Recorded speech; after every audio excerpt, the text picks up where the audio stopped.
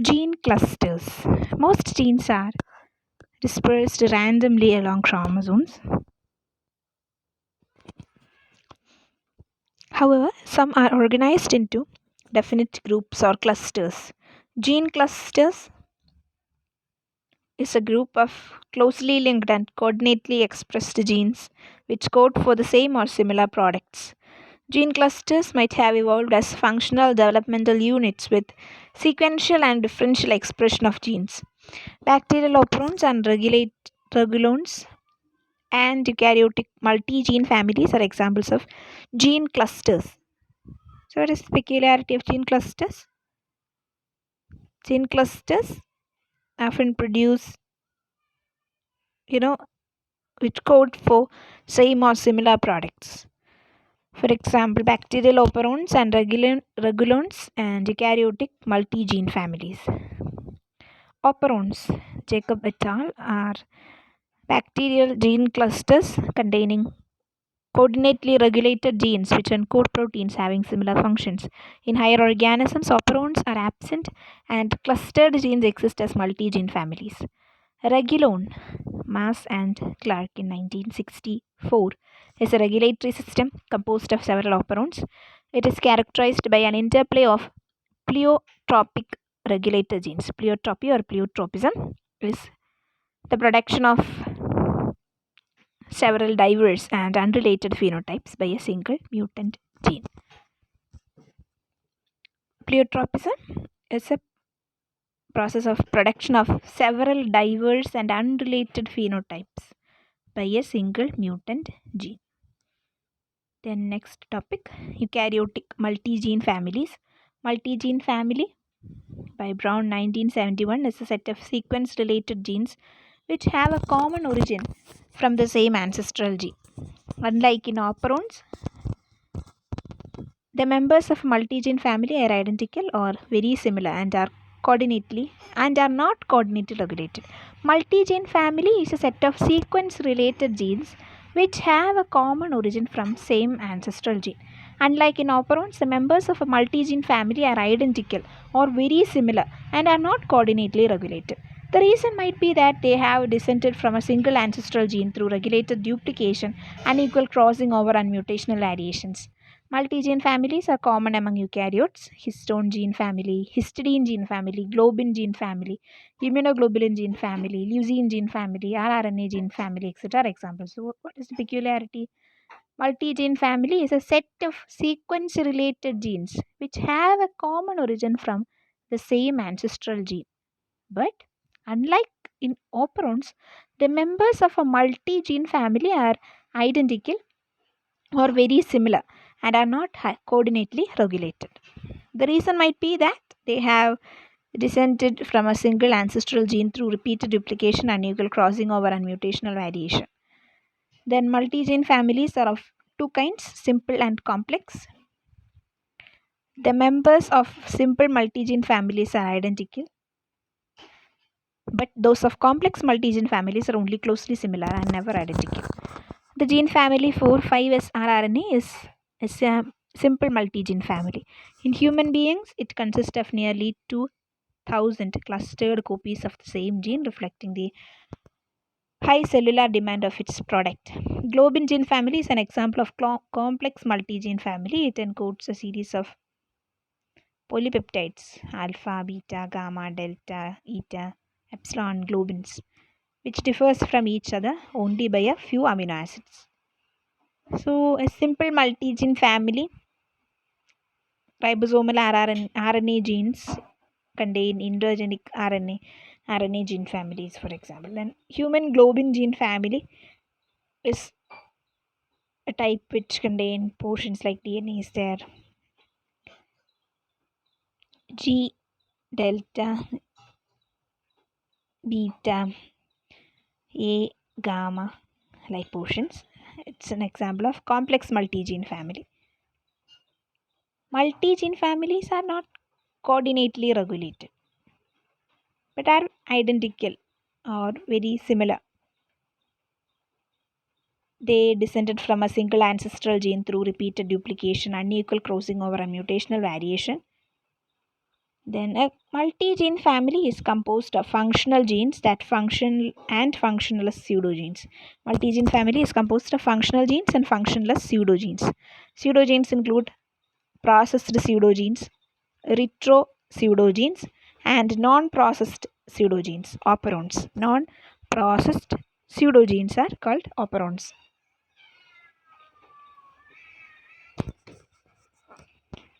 Non-processed pseudogenes are called operons. Human globin gene families are typical examples. Alpha globin gene family located in chromosome 16 has 4 functional genes and 3 pseudogenes. Alpha globin gene family located in chromosome 16 has 4 functional genes and 3 pseudogenes. Beta globin gene family located in the chromosome 11 has 5 functional genes and 1 pseudogene. The members of a gene family are functionally related and usually they code for identical or unrelated or related proteins.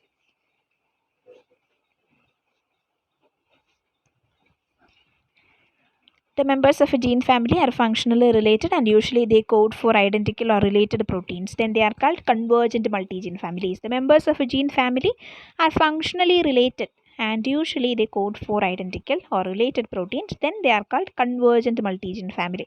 But in some cases they may code for different proteins or for proteins that are expressed at different stages of development. Such gene families are called divergent multigene families. Then continuation. The members of a gene family are arranged in the same chromosome. Based on their distribution, two categories of gene families can be recognized, namely linked or clustered gene families and dispersed gene families. In the former, individual genes are close to each other, separated by non-coding regions of RNA, but in the later, individual genes are scattered over widely separated chromosome locations, dispersed gene families. Clustered genes are mostly identical copies of the same ancestral gene. On the other hand, dispersed genes are not identical copies but are slight variants. They are believed to have formed by the translocation of clustered genes. They become divergent after their dispersal. Large numbers of clustered genes may be present when the gene product is required in excessive amounts. Some gene families are organized in large clusters. Each cluster will have numerous copies of same gene in tandem repeats with exons and introns. Histone genes, globin genes, and RNA genes, etc. are examples. Such a tandemly repetitious gene family needs not necessarily code for the same gene product or protein. The reason is that each unit of it may contain several histones, transcriptional units, and intervening non-transcripting traces or introns. The histone genes coding for the histones H1, H2A, H2B, H3 and H4 are examples. The number of repeating units of histone gene family is 10 in chicken, 22 in man and as many as 100 in Drosophila. Histone genes have no introns at all. Next topic, overlapping genes. The earlier concept that genes do not overlap is not a universal feature of genes. It has now been shown that in some cases adjacent genes do overlap partially or completely, sharing some nucleotides. This surprising revelation comes in the way of the sequences of nucleic acids and proteins by Frederick Sanger and his co-workers, and for this and other contributions, Sanger won his second Nobel Prize in 1980 together with Berg and Gilbert. He got his first Nobel Prize in 1958 and his work on protein chemistry. Overlapping genes by Barrel in 1978 are the congenous genes of a single nucleotide sequence that codes for different kinds of functional proteins. In this case, different proteins are produced from the same nucleotide sequence either by initiating gene expression from different codons or by terminating gene expression at different codons. In other ways, different proteins are produced by the transcription and translation of the genes in different reading frames. Overlapping genes are of common occurrence in some bacteria, Escherichia coli for example, some bacteriophages, and some plant and animal viruses, mitochondrial DNA, etc. In general, overlapping genes have the following features, some features in particular. Like one gene may be completely contained within the reading frame of another gene within a gene condition. One gene may be completely contained within the reading frame of another gene within a gene condition. A gene may be formed partly from one gene and partly from the next continuous gene. The termination codon of one gene may overlap the initiation codon of the next gene by one or two nucleotides. Then an intermediate codon or the termination codon of one gene can be the initiation codon of the next gene. An intermediate codon or the termination codon of one gene can be the initiation codon of the next gene. A single gene may code for more than one kind of protein. An intermediate codon or the termination codon of one gene can be initiation codon of the next gene. A single gene may code for more than one kind of protein. So earlier when we learned about eukaryotic genes, we learned their structure. There are three particular regions, like first non-coding region, coding region, second non-coding region. And that first non-coding region contains three parts: leader, promoter, and acceptor regions. Then coding region or cystone is there along with that. Second non-coding region contains a portion called trailer. Okay, so leader, promoter, acceptor, cystone, trailer. Leader, promoter, acceptor, cystone, trailer region.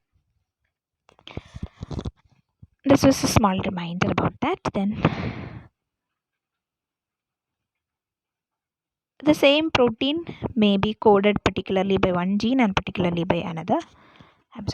The same protein may be coded partially by one gene and partially by another. Overlapping genes cannot undergo mutation independent of each other, so they will mutate together as a single unit. A single mutation in the overlapping region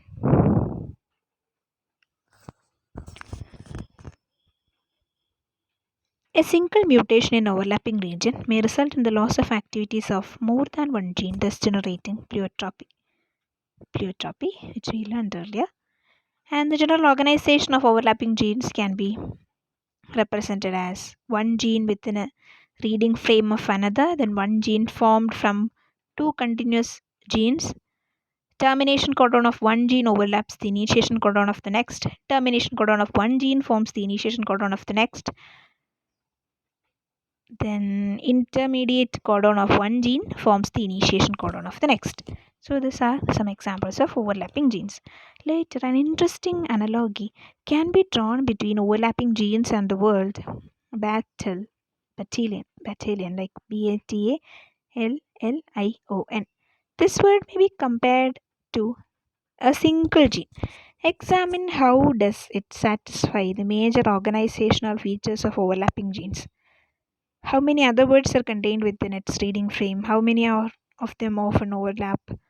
The terminal letter of which word forms the initial letter of the next word, and intermediate letter of which word forms the initial letter of another word, which word is formed from two adjacent words. So this small exercise just to learn this topic. Write the word battalion in a paper, and after that try to find out the overlapping words in that, just to compare with overlapping genes. BATALLION. Bat, first word. Then tall. Then lion. There must be some overlaps, isn't it? Then iron is also there. ION. That's another word, but a frequent overlapping is seen here. So this can be a small exercise, just a fun way of learning overlapping genes. It has nothing to do with DNA, like this words are not representing any nitrogen bases. Just for fun we will be learning that. Then significance of overlapping genes. Overlapping of genes are believed to be a space saving and gene compacting mechanism for packing maximum genetic information in minimum amount of DNA. Understandable. This is especially significant in viruses where the amount of DNA is very small compared to the number of proteins, but their significance in higher organisms or in large cells is not yet fully understood. So that portion is always open for research. Still, they are believed to serve two purposes, namely maximization of the coding capacity or coding potential. Maximization of the coding capacity or coding potential. The number of amino acids a DNA segment can encode at minimal replication cost. Coordination of gene expression in a more simple way that is difficult to accomplish by separate genes. Coordination of gene expression. Next, split genes. Split genes or mosaic genes or interrupted genes are the non-contiguous eukaryotic genes with informative or coding sequences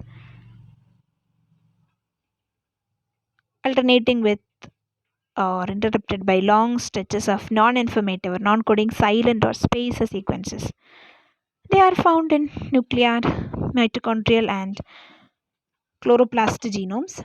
The split genes appear to be complex and fragmented genes split up into alternative coding and non-coding regions.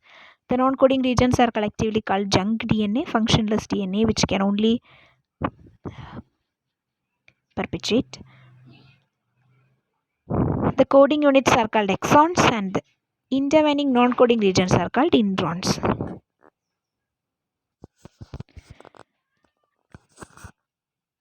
Exons and other regions.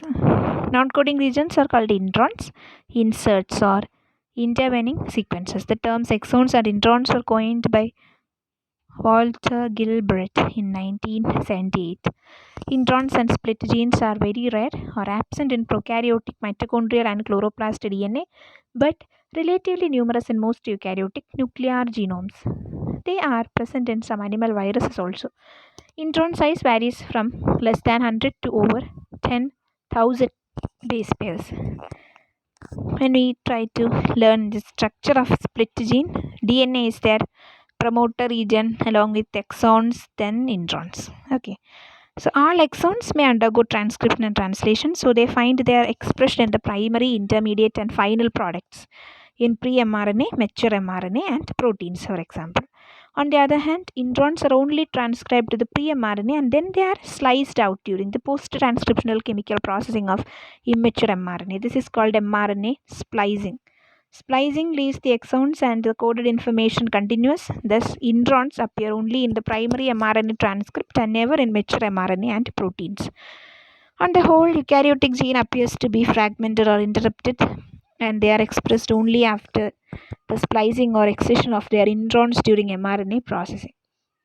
Split genes were discovered in 1977 by Richard J. Roberts and Philip Sharp in 1993 Nobel Prize laureates while studying the genetic material of adenoviruses, viruses that cause common cold, conjunctivitis, etc.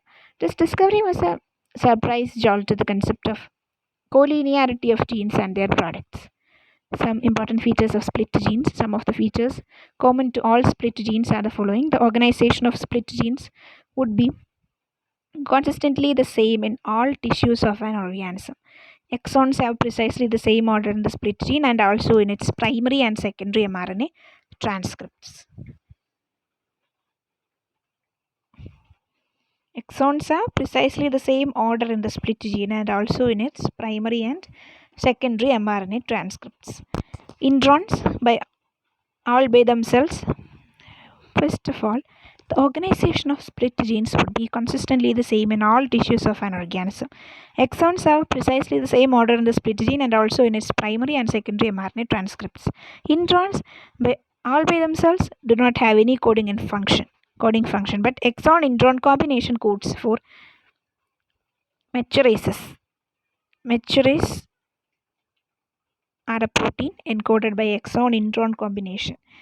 They catalyze the excision of introns from the primary transcript and the subsequent splicing of exons. The presence of introns is neither essential nor deleterious to the organism. All split genes begin with an exon and also end with an exon. Begins with exon, end with exon.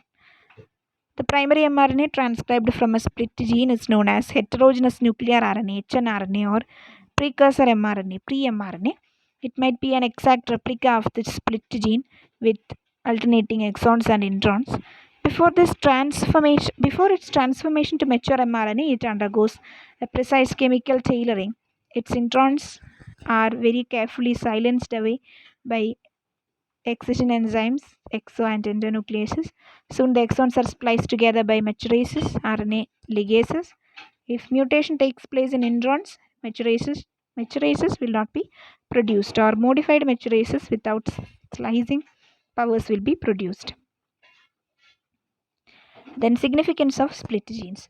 The significance of split genes is not definitely understood, so that portion is definitely open for research. Still, there are obviously advantages to organisms in the following ways. Like split genes provide an indigenous device for accommodating more DNA than what is actually required for the functioning of genes. They enable the storage of the genetic information within minimum DNA. They enable the storage of the genetic information within minimum DNA. The different exons of the same split gene can code for different active sites of a protein molecule. For example, antibody genes. The different exons of the same split genes can be formed from code for different active sites of a protein molecule. The different exons of the same split gene can code for the different active sites of a protein molecule, antibody genes. Then several proteins with the same amino acids can be formed from the same split gene that has many exons. Exons and introns allow flexibility in the synthesis of a variety of gene products. Then role of introns. The exact role of eukaryotic introns is still a biological enigma. Formerly, they were considered as evolutionary relics, but the current trend is not to underrate them as useless lengths of DNA because they are presumed to have some specific roles. Some of their purposed roles are as follows. The significance of split genes is not definitely understood, but that portion is open for research. Then role of introns. The exact role of eukaryotic introns is still a biological enigma. Formerly, they were considered as evolutionary relics, but the current trend is not to underrate them as useless lengths of DNA because they are presumed to have some specific roles. Some of their proposed roles are the following. Introns promote the recombination between homologous introns and adjacent exons. Introns promote the recombination between homologous introns and adjacent exons. Introns are not mere junk DNA because they contain regulatory signals which control protein synthesis. Some introns in combination with exons serve as structural genes and code for maturases. Introns promote the recombination between homologous introns and adjacent exons. Introns are not mere junk DNAs because they contain regulatory signals which control protein synthesis. Some introns in combination with exons serve as structural genes and code for maturases. Then introns serve as a simple device for removing the redundant, surplus, and no longer coded DNA which the cell has acquired during the course of evolution. Then some introns transform as coding sequences and serve as a means for introducing diversity in gene sequences. This in turn gives selective advantage to organisms and increase their survival value and evolutionary potentialities. Introns increase the rate of recombination between the exons of the gene and thus play a significant role in creating genetic variability. Introns promote the exchange of genetic information between adjacent species. This is very important in evolution. Introns promote the exchange of genetic information between different species. This is very important in evolution. Then introns promote gene conversion, non-reciprocal recombination transfer of genetic information between homologous DNA sequences without any change in the integrity and physical location of genes. Introns promote the exchange of genetic information between different species. This is very important in evolution. Then introns promote gene conversion, non-reciprocal recombination transfer of genetic information between homologous DNA sequences without any change in the integrity and physical location of genes. Then introns promote the exchange of genetic information between different species. This is very important in evolution. Then introns promote the exchange of genetic information between different species. This is very important in evolution. Then introns promote gene conversion, non-reciprocal recombination transfer of genetic information between homologous DNA sequences without any change in the integrity and physical location of genes. Next topic, exon shuffling or domain shuffling. Based on the split gene theory, Walter Gilbert in 1978 advanced the concept of exon shuffling. It holds that exons are scattered throughout the genome, and when they are brought together from different sources, rapid recombination may occur to code for new proteins with new functions. Gilbert also believes that shuffling or juggling of exons with their duplication and rearrangements in different combinations might have been a major mechanism of gene evolution, much faster than the gene evolution through mutation.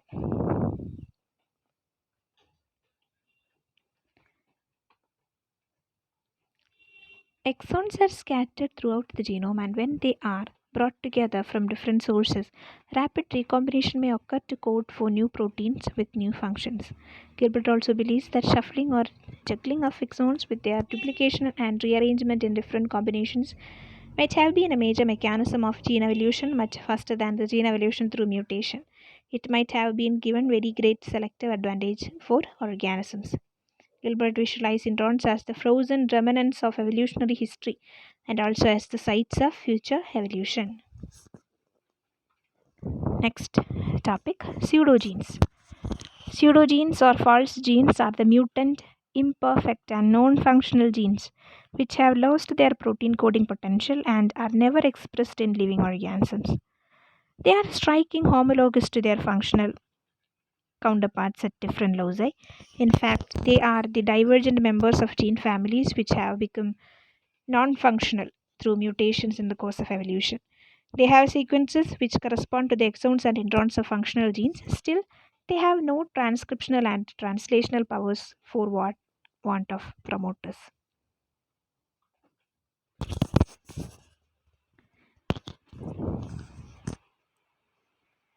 They have sequences which correspond to the exons and introns of functional genes. Still, they have no transcriptional and translational powers for want for promoters.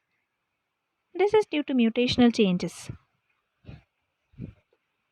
So, pseudogenes are only the defective and non functional copies of functional genes without powers for expression.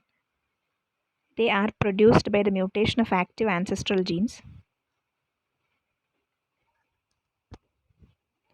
The functional genes, which are homologous to the pseudogenes, are called productive genes.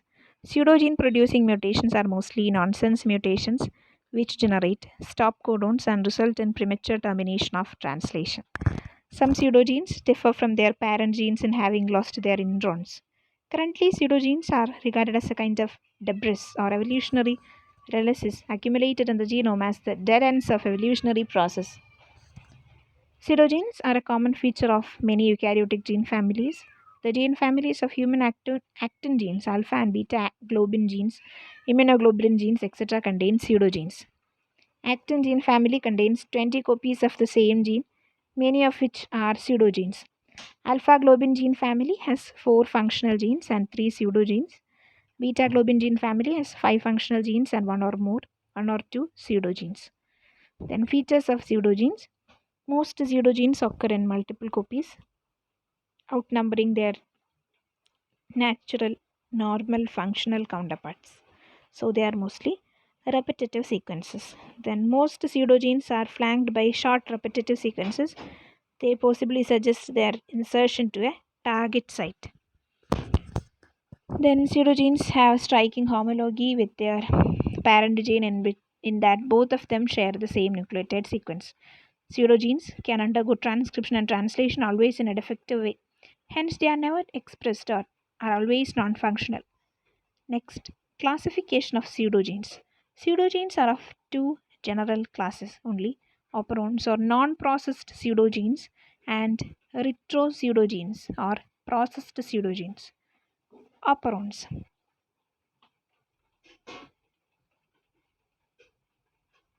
I'm sorry, I was mispronouncing operon as it's not operon. Orphons. I'm sorry for mispronouncing. In the previous video, I accidentally made this mistake of stating non-processed pseudogenes as orphons. Non-processed pseudogenes are not operons but are orphons. Orphons, new term. Orphons are the dispersed solitary pseudogenes which show almost all structural features of functional genes, such as the presence of promoter, intron, exon, etc. They may be formed by addition or deletion mutations during gene duplication in multi-gene families. Orphons are normally located close to the parent gene. Globin gene families are examples. Then retropseudogenes. Retropseudogenes are the defective DNA copies of mRNA.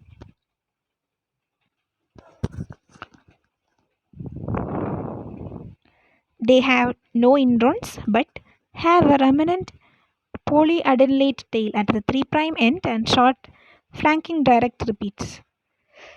Promoter and other sequences necessary for transcription are also absent in them, hence they have no transcriptional and translational powers. In the absence of introns, retropseudogenes resemble the mature mRNA transcript of their parent gene, hence they are called processed pseudogenes. Retropseudogenes are not located close to the parent gene but are separated from them by long physical distances in the DNA. So they resemble transposable elements. It is believed that they might have probably organized by a defective reverse transcription of a processed mRNA intermediate. The process by which a pseudogene becomes progressively shorter through the accumulation of deletions is called pseudogene length abridgment. Pseudogene length abridgment. As a result of progressive length abridgment, pseudogene loses its similarity to the functional gene and melts into the background of its surrounding DNA. The accumulation of deletions in pseudogenes for length abridgment is called pseudogene compositional assimilation.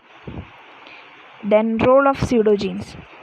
The exact role of pseudogenes is not definitely understood. Still, they are believed to have some role in the regulating the activity of the neighboring genes. It is also held that they have the ability to evolve to functional genes with new roles that are different from those of their parent genes. Orphons are considered to serve as a reservoir of sequence which can evolve few functions, so they might have been important in the evolution of higher organisms. Then gene fragments. These are a group of inactive mutant genes in which 5' or 3' region of the parent gene is absent. Gene fragments are believed to have arisen by a deletion mutation or by a recombination that has split the parent gene. Then junk DNA. Junk DNA, also called selfish DNA or parasitic DNA, is the dispersed or tandemly repeating and genetically neutral eukaryotic DNA sequence which has no obvious biological function. Selfish DNA or parasitic DNA, that is dispersed or tandemly repeating and genetically neutral eukaryotic DNA sequence which has no obvious biological function. It is believed to be a defective relic of normal genes.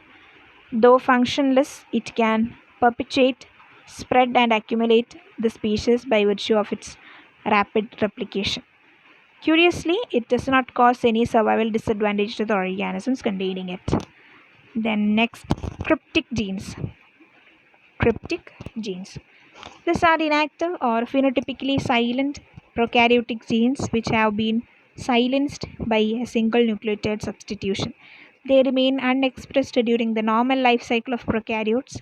However, they may be reactivated by mutation, recombination, transposition, and other genetic events. So, these are inactive or phenotypically silent prokaryotic genes which have been silenced by single nucleotide substitution. They remain unexpected during the normal life cycle of prokaryotes. However, they may be reacted by mutation, recombination, transposition, and other genetic events, or sometimes by change in environmental conditions. Thus, the cryptic state of this genes is only a transient feature.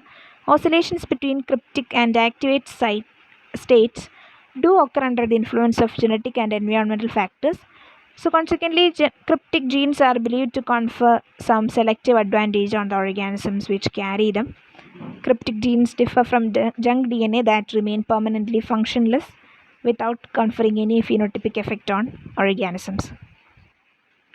Cryptic genes are present in high frequency in natural populations. The gene for glucoside utilization in Salmonella and E. coli are gene for citrate utilization in E. coli and gene for alcohol dehydrogenase in yeast, etc. are examples of cryptic genes.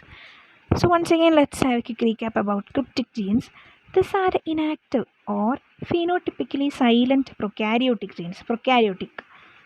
They have been silenced by a single nucleotide substitution. They remain unexpressed during the normal life cycle of prokaryotes. However, they may be reactivated by mutation, recombination, transposition, and other genetic events, or sometimes by changes in environmental conditions. The cryptic state of these genes is only a transient feature. So, oscillations between cryptic and active states do occur under the influence of genetic and environmental factors.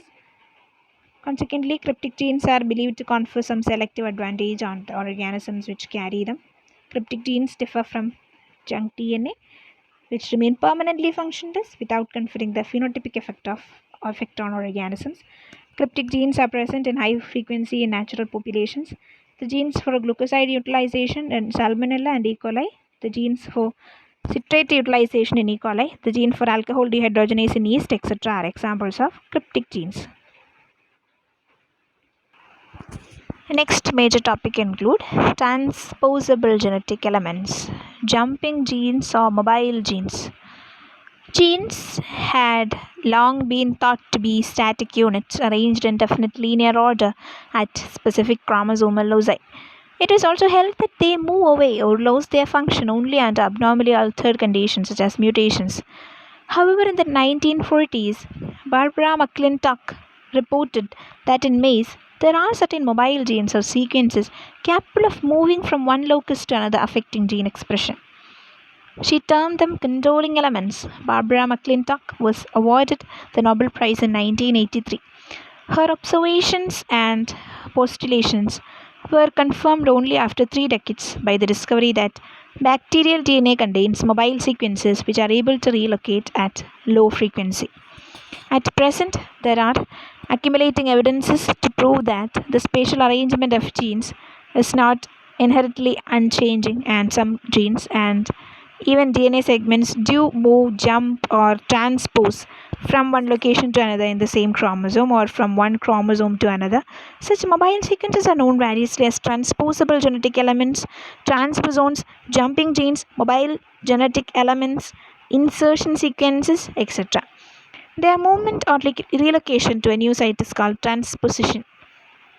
These transposable elements are the nomadic inhabitants of the molecular world, like they migrate. They occur in both eukaryotes and not migration, like they won't be returning to their initial site. So, not migration, like they are nomadic inhabitants of the molecular world. They occur in both eukaryotes and prokaryotes. With their discovery, the time-long concept of static genome got replaced by the current concept of genome in flux.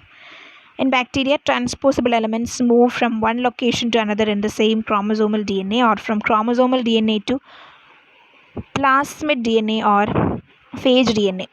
In eukaryotes, they can move to new location in the same chromosome or from one chromosome to others. There are two general classes of transposable elements, namely those which move as DNA segments and those which are related to retroviruses and move via RNA. The formation is the former.